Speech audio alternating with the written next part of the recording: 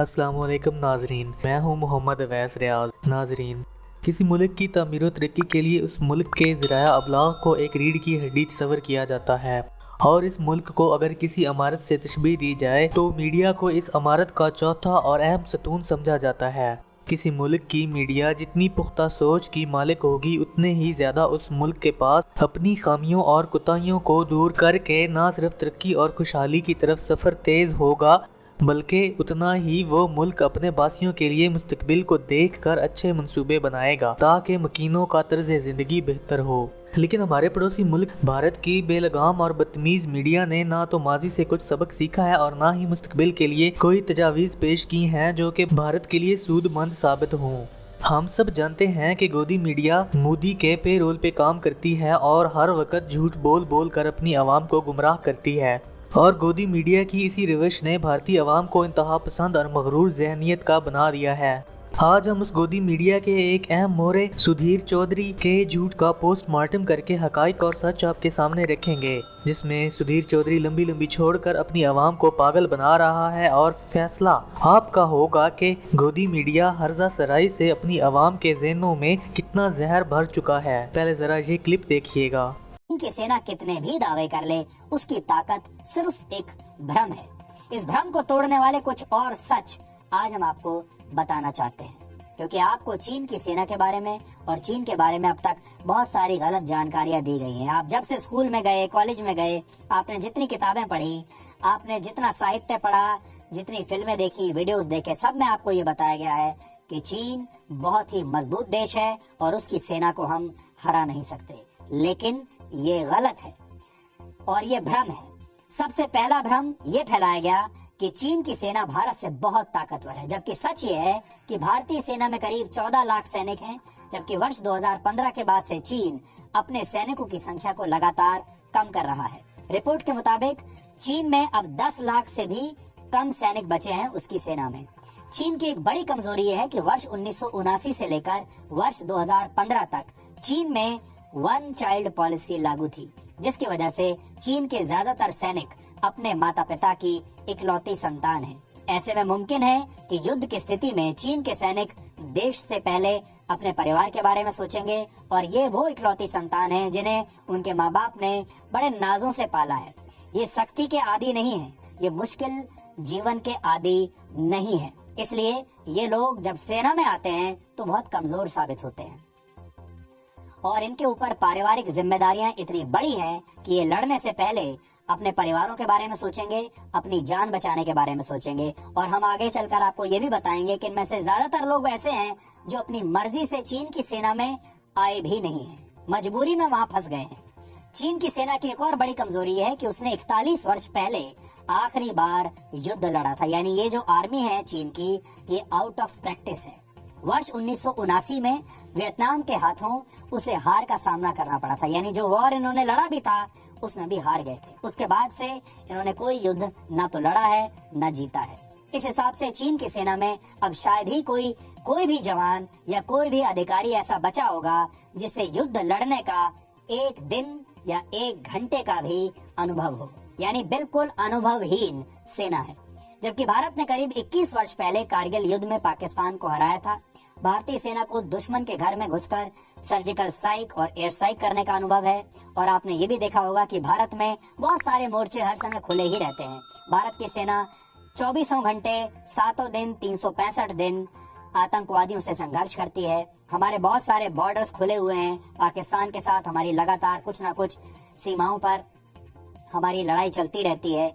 हमारे अंदर आपने देखा होगा कभी माओवादी होते हैं, कभी अलगाववादी होते हैं। अगर आप नॉर्थ ईस्ट में जाएं वहां भी कुछ ना कुछ एक्शन चलता रहता है। यानी हमारी जो सेना है वो लगातार कॉम्बैट के मोड में रहती है, और चीन अपने जिन सैनिकों के दम पर भारत के खिलाफ युद्ध छेड़ने की धमकियां देता है, असलियत में वो भारत से जंग के लिए तैयार ही नहीं है।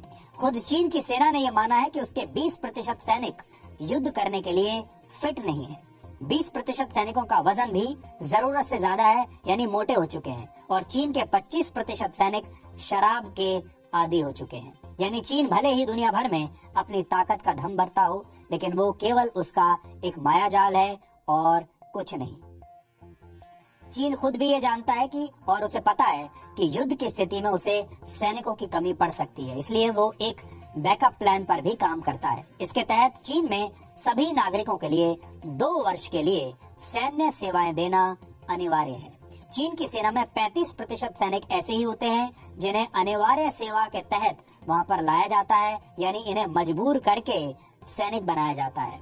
और आपको हम ये भी बता दें, हम लगातार जब सीरीज चलाएंगे आपको और चीन की सेना के बारे में बताएंगे, जो लोग सेना में जाने से इनकार कर देते हैं उनके लिए चीन की सरकार ने बहुत कड़े जो पनिशमेंट है, यानी बहुत कड़ी सजा मुकर्रर करके रखी है। अगर आपने मना कर दिया कि आप सेना में भर्ती नहीं होंगे तो आपको कई तरह की सजाएं दी जाती हैं, आपको कभी चीन में सरकारी नौकरी नहीं मिलेगी और आपको और बहुत सारी ऐसी सजाएं दी जाएंगी कि आप मजबूरी में सेना में भर्ती होने के लिए तैयार हो ही जाएंगे। इसके अब सोचिए, ऐसे लोग कैसे कोई युद्ध लड़ सकते हैं।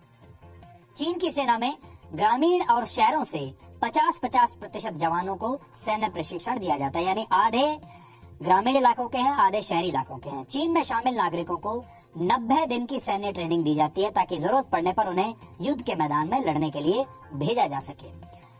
रक्षा विशेषज्ञ ये भी दावा करते हैं कि राजनीतिक विचारधारा से सैनिकों का ब्रेन वॉश दुनिया में सिर्फ चीन की कम्युनिस्ट पार्टी ही करती है और इसी के कारण से चीन की सेना को कम्युनिस्ट पार्टी की सेना भी कहा जाता है।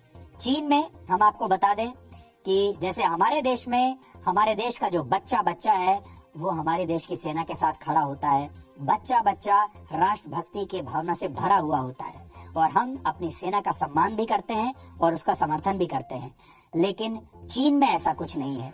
चीन की जो जनता है वो चीन की सेना को इतना सम्मान नहीं देती और वो ये समझती है कि जो सेना है वो अपने ही देश के लोगों के दमन के लिए बनाई गई है और वहाँ की सेना भी दूसरे देशों के साथ युद्ध लड़ने के लिए नहीं बल्कि अपने ही देश के लोगों को डराने के लिए ज्यादा उसका काम होता है और ज्यादा इस्तेमाल किया जाता है। कल हमने आपको दक्षिण सूडान में चीन के सैनिकों से जुड़ी वर्ष 2015 की कहानी बताई थी। चीन के ये सैनिक संयुक्त राष्ट्र के शांति मिशन के तहत दक्षिण सूडान गए थे। वहाँ पर इन्हें एक शरणार्थी शिविर की सुरक्षा की जिम्मेदारी दी गई, लेकिन जब विद्रोही गुटों का हमला हुआ तो चीन के ये सारे सैनिक न तो नागरिकों को वहाँ बचा पाए और न ही खुद की सुरक्षा कर पाए। नागरिकों की हत्या और बलात्कार होते रहे, लेकिन चीन के सैनिक अपने कैंप से बाहर ही नहीं निकले डर के मारे। खुद चीन के कैंप पर विद्रोही गुटों ने जब गोलाबारी की जिसमें चीन के 2 सैनिक मारे गए तो इसके बाद चीन के सैनिक अपने हथियार और गोला बारूद छोड़कर खुद वहां से भाग गए। इससे आप अंदाजा लगा सकते हैं। ये तो नाजरीन, देखा आपने कि ये शख्स हक़ाइक़ को तोड़ मरोड़ कर कैसे अपनी आवाम को झूठी तसल्लियाँ दे रहा है। सबसे पहले तो सुधीर चौधरी साहब ये जान लें कि किसी मुल्क का जेवर और गहना उसके अवाम होते हैं। मुल्क की बाग दौड़ संभालने वाले हमा वक्त अपने अवाम की तरक्की और खुशहाली को अवलीन तरजीह देते हैं, ना कि अवाम पर जंग मुसल्लत करके उन पर मुसीबतों और परेशानियों के पहाड़ ढाने की सोच रखते हैं। लेकिन इंडिया का नज़रिया तरक्की और खुशहाली से हटकर आवाम को हमेशा जंगों में झोंकने का रहा है। अगर चाइना अपनी फौज की नफरी को कम करके अपने वसाइल का रुख अपने अवाम की तरफ करता है तो ये तो अच्छी बात है, लेकिन आपको बिल्कुल अच्छी नहीं लगेगी, क्योंकि मोदी जैसे फाशिस्ट और हिटलर ज़हनियत वाले शख्स को हमेशा खून खराबे और इंसानों की जान से खेल कर ही मज़ा आता है। कहते हैं कि दुश्मन को कभी भी कमज़ोर नहीं समझना चाहिए। वन चाइल्ड पॉलिसी को लेकर चीन को कमज़ोर समझना सुधीर चौधरी साहब की नाबालिग और गैर पुख्ता सोच की अक्कासी करती है। नस्लों की शिनाख्त हमेशा उनके आबाओ अजदाद से होती है। चौधरी साहब 1981 ईस्वी की चाइना भारत वार का तो जिक्र करके चाइना की हार का बताने में ज़रा भी देर नहीं की, लेकिन 1981 ईस्वी से पहले की सारी तारीख को भूल गए। नाजरीन, चाइना अपने क़याम के फ़ौरन बाद से ही जंगों में इनफरादी तौर पर और बाकी ममालिक के साथ इज्तिमाई जंगों में भी शामिल रहा है। इंडिया शायद 1962 ईस्वी की जंग को भूल गया है, जिसमें इंडिया ने 100 प्याजों के साथ 100 जूते भी खाए थे। मतलब इंडिया जंग हारने के साथ साथ अक्साई चीन के इलाकों से भी हाथ धो बैठा। 1967 और 1987 ईस्वी के क्लैश भी चाइना के साथ इंडिया भूल गया है। इसके अलावा भी चाइना ने मुतअद्दिद जंगें लड़ी हैं, आप गूगल पर सर्च करके देख सकते हैं। इंडियन मीडिया अपनी बेइज्जती से बचने के लिए पाकिस्तान से लड़ी जाने वाली तमाम जंगों में अपनी जीत और पाकिस्तान की हार बताता है, लेकिन हकीकत तो सब ही जानते हैं। सच तो ये है कि 1971 ईस्वी के अलावा इंडिया कोई भी पाकिस्तान से जंग जीत नहीं सका है। इस सच का इतराफ बड़ी मूंछों वाली सरकार जीडी बख्शी जैसे फौजी अफसर कर चुके हैं। सबसे पहले मैं बात करना चाहूंगा 1990-91 में कारगिल और काक्सर क्षेत्र में जो बड़ा भारी झड़प हुई थी, इंट्रूजन हुई थी, जिसको बिल्कुल दबा दिया गया था उस वक्त की सरकार ने, क्योंकि बहुत सारी अहम जो हमारी जमीन थी 1987 में, वहां पे दुश्मन धीरे धीरे इंट्रूड करके आगे बढ़ता आ रहा था और उसने चुपके से बहुत अहम हमारी जो जगह क्षेत्र है वहां कारगिल में, जो कि रोड से सबसे नजदीक है श्रीनगर ले हाईवे के, उस पे कब्जा कर लिया था। दुश्मन ने सारी हाइट्स पकड़ रखी थी। हमारी जो पहली पलटन गई 15 पंजाब, वो बिल्कुल उनके ठीक मार के नीचे थी। दिन में तो हरकत करने का कोई सवाल नहीं था, खाना बंकरों में बनता था, यहाँ तक कि लोगों को लैट्रीन भी वहां डब्बों में करनी पड़ती थी और बाहर फेंकनी पड़ती थी, क्योंकि दुश्मन सिर के ऊपर बैठा था। 24 घंटे फायर होता था। बहुत नुकसान हुआ वहां पे पंजाब पलटन का। फिर उसके बाद महार पलटन आई, उनका भी काफी नुकसान हुआ। फिर हमारी पलटन को वहां लाके 2 साल पक्का हमको बोला कि हम टिक के रहेंगे वहां पे, और हमने वहां पे जवाबी कार्रवाई शुरू की थी पाकिस्तान की। मैं आपको एक छोटी सी कहानी सुनाता हूँ कि वहां हमारा एक बीएसएफ का पोस्ट था। जब मैंने चार्ज लिया एज बटालियन कमांडर, मैं उस पोस्ट पे गया तो मैंने देखा कि पोस्ट तहस नहस हो चुका था। बहुत जबरदस्त फायर आया था, तकरीबन सारे बंकर टूटे हुए थे और सारे के सारे बेचारे बीएसएफ के जवान वो रिवर्स स्लोप पे आए हुए थे। आगे की पोस्ट में केवल एक बंकर रह गया था, जिसमें हमारे एयर डिफेंस का एक हवलदार राजे सिंह होता था बेचारा, वो वहां था। तो उसने बोला, साहब मैं आपसे अकेले में बात करना चाहता हूँ। मैंने कहा क्या हुआ? तो बोले कि साहब हमारी यहाँ बहुत बेइज्जती हुई। ये पाकिस्तान एक बड़ी भारी एयर डिफेंस गन की तोप ले आया, जिसकी रेंज मेरी एयर डिफेंस गन की तोप से ज्यादा है। उसको रेंज के बाहर रखा और ताबड़तोड़ यहाँ पे फायर किया, और जो 100 यहाँ पे मट्टी के तेल के बैरल थे वो सब के सब जल गए। तो उसके बाद इतने घबरा गए बेचारे वो बीएसएफ के लड़के जो वहां थे, इतने भयंकर फायर से, कि वो सब के सब रिवर्स स्लोप पे जाके रह गए। केवल रह गए आगे तो हवलदार राजे सिंह। और उसने बोला साहब कि वो जो थे, उन्होंने फिर पाकिस्तानियों ने हमको अच्छी तरह मार लगा के अपनी नाक चढ़ाने के लिए वो अपने अपने बंकरों पे निकल आए और उन्होंने छत पे आके भंगड़ा किया कि अगर माँ का दूध पिया है तो मार लो। और लोग इतने घबरा गए थे यहाँ पे कि किसी ने फायर नहीं किया। बोले साहब ये बहुत बेइज्जती हुई है और मेरी आपसे रिक्वेस्ट है, आप यहाँ सीओ के तौर पे आए हैं तो आपको इसका बदला लेना अनिवार्य है। ये कारगिल की शुरुआत थी, ये इंट्रूजन का पहला ट्रिगर था। बड़े अफसोस की बात कि उस वक्त की सरकार ने इसको बिल्कुल छुपा दिया, इसको बिल्कुल दबा दिया, दफना दिया कारपेट के नीचे। और रिजल्ट ये हुआ कि जब दूसरी बार वहां इन्फिल्ट्रेशन हुई तो हम बिल्कुल अचंभे में पकड़े गए।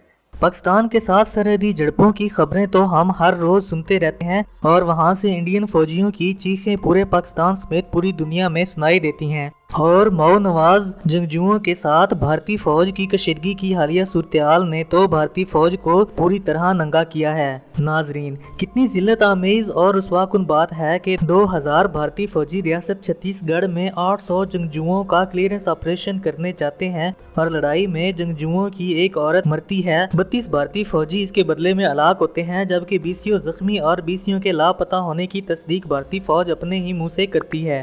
तो ये है भारतीय फौज की मऊ नवाज जंगजुओं के साथ ऑपरेशन की परफॉर्मेंस। चौधरी साहब, आप जंग के लिए चाइनीज आर्मी की नातजुर्बाकारी और नामुकम्मल तैयारी की बात करते हैं, जबकि सच तो ये है कि भारतीय फौज लड़ने के काबिल ही नहीं है। आपने चीनी फौजियों की शराब नोशी की तो बात की, लेकिन जनाब पूरी दुनिया जानती है कि भारत ही इकलौता मुल्क है जिसकी फौज शराब के साथ साथ गाय के मूत्र का सस्ता नशा भी करने की भी आदी है। अब तक इंडिया में 2 स्टडीज हुई हैं। पहली स्टडी में 52% और दूसरी स्टडी में 60% शराबियों का ताल्लुक इंडियन आर्मी से है। ये आदादो शुमार medical journal armed forces India में पब्लिश हो चुके हैं। मजे की बात तो ये है कि इन फैक्ट्स एंड फिगर्स पर रिसर्च और पब्लिश करने वाले भी सुधीर चौधरी, MSV के राजू, कल्पना श्रीवास्तवा हैं। और हिंदू मजहब में तो शराब पीना कोई बुरी बात नहीं है।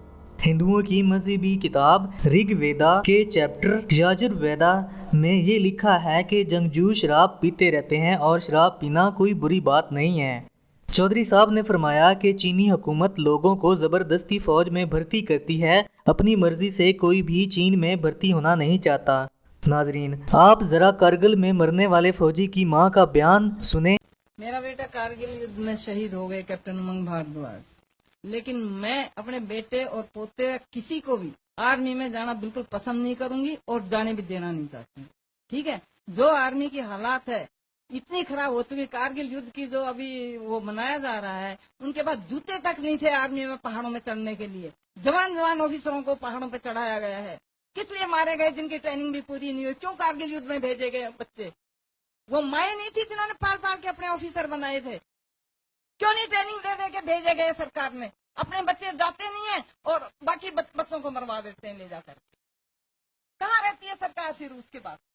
आप बताइए सरकार को क्यों क्यों लोग आर्मी में जाएंगे? मैं तो कहती एक को भी आर्मी में नहीं जाना चाहिए। और मेरे स्कूल के अंदर 400 बच्चे पास आउट होते हैं 12th से, एक भी बच्चा जाना नहीं चाहता आर्मी के अंदर। एक भी नहीं कहता कि हम आर्मी में जाएंगे।